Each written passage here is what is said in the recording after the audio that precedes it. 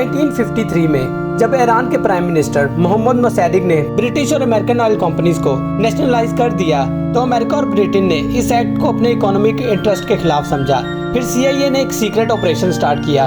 इस ऑपरेशन के जरिए मोसैदिक की हुकूमत गिरा दी गई और शाह मोहम्मद रजा पाहलवी को वापस लाया गया। ये एक बड़ी टर्निंग पॉइंट थी। ईरानी अवाम इस साजिश को अभी तक भुला नहीं पाई। उनके दिल में अमेरिका के लिए नफरत का बीज यहीं से बोया गया था। 1953 के बाद शाह ने ईरान पर डिक्टेटरशिप स्टाइल रूल किया। अमेरिका ने उसे फुल सपोर्ट दी, पैसा, हथियार, टेक्नोलॉजी और बहुत कुछ। मगर ईरानी अवाम शाह से नफरत करती थी क्योंकि वो इनकी आज़ादियों को दबा रहा था और उनका कल्चर वेस्टर्नाइजेशन के नीचे दब रहा था।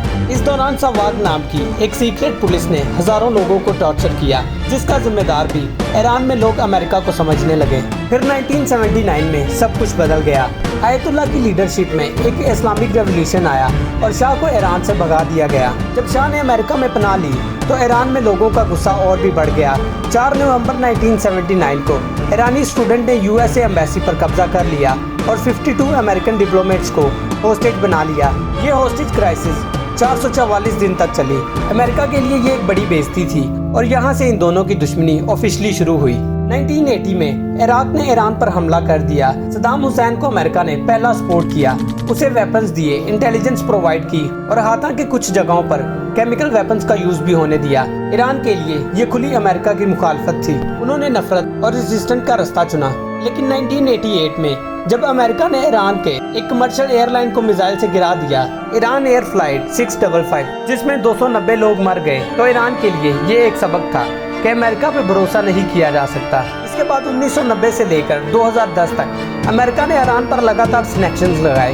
इन सैंक्शंस का सबब ये था, पहले नंबर पर ईरान का न्यूक्लियर प्रोग्राम, दूसरे नंबर पर हिजबुल्लाह जैसे मिलिटेंट ग्रुप का सपोर्ट और तीसरे नंबर पर ह्यूमन राइट्स वायलेशंस। ईरान ने न्यूक्लियर प्रोग्राम छुप छुप कर चलाए। अमेरिका और इजराइल इसे रीजनल सिक्योरिटी के लिए खतरा मानते रहे। कभी कभी एसोसिनेशंस भी होती रही। इसी वजह से ईरानी न्यूक्लियर साइंटिस्ट मार दिए गए। बाराक ओबामा ने ईरान के साथ बातचीत का रास्ता चुना। ईरान ने प्रॉमिस किया कि वो अपना न्यूक्लियर एनहांसमेंट बंद करेगा और IAEA को एक्सेस देगा। बदले में सैंक्शंस लिफ्ट कर दिए गए। लेकिन ट्रंप के आते ही 2018 में अमेरिका ने डील से निकलने का फैसला किया। फिर से सैंक्शंस लगा दिए गए। ईरान का गुस्सा फिर से बढ़ गया। 2020 में अमेरिका ने एक ड्रोन स्ट्राइक के जरिए ईरानी जनरल कासिम सुलेमानी को मार दिया। ये एक बहुत बड़ी डेवलपमेंट थी। इराक की US बेस पर मिसाइल अटैक्स हुए, जिसकी वजह से टेंशन और भी बढ़ गया। ईरान और अमेरिका ने कभी डायरेक्ट फुल स्केल वॉर नहीं की, लेकिन इनके दरमियान एक शैडो वॉर चलती रही। इसमें शामिल है साइबर अटैक्स, ऑयल टैंकर हाईजैक्स और प्रॉक्सी वॉर। हर इंसिडेंट ने दुश्मनी को और भी गहरा कर दिया। अब 2025 में हालात एक बार फिर से खतरनाक मोड पर हैं। US ने जून में ईरानी न्यूक्लियर साइट्स पर एयर स्ट्राइक किए हैं। फोर्डो, नाटान्स और इस्फहान पर बॉम्ब गिराए गए। ट्रंप ने इसे स्पिरिचुअल सक्सेस का नाम दिया है।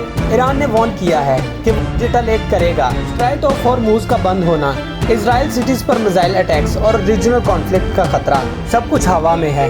IAEA ने इमरजेंसी मीटिंग बुलाई है, लेकिन हालात अब भी काफी सीरियस हैं। ईरान और अमेरिका की दुश्मनी 70 साल पुरानी है। हर दौर में इनके दरमियान नए ट्विस्ट आए हैं, कभी ऑयल के लिए, कभी न्यूक्स के लिए और कभी आइडियोलॉजी के लिए, लेकिन हर बार रिजल्ट एक ही रहा है, मिसट्रस्ट और कॉन्फ्लिक्ट। आज भी जब दुनिया क्लाइमेट चेंज और AI जैसे चैलेंजेस से गुजर रही है, ये दोनों मुल्क अब भी एक दूसरे के साथ जंग के मूड में हैं। तो दोस्तों, क्या इस कहानी का कभी सही एंड हो सकता है? शायद हो, अगर लीडरशिप, डिप्लोमेसी और म्यूचुअल रिस्पेक्ट का रास्ता चुना जाए। तो दोस्तों, ये थी ईरान और अमेरिका की दुश्मनी की कहानी। अगर आपको ये वीडियो पसंद आई तो इसे लाइक और शेयर जरूर करें और जाते जाते हमारे चैनल को भी सब्सक्राइब करना ना भूलें।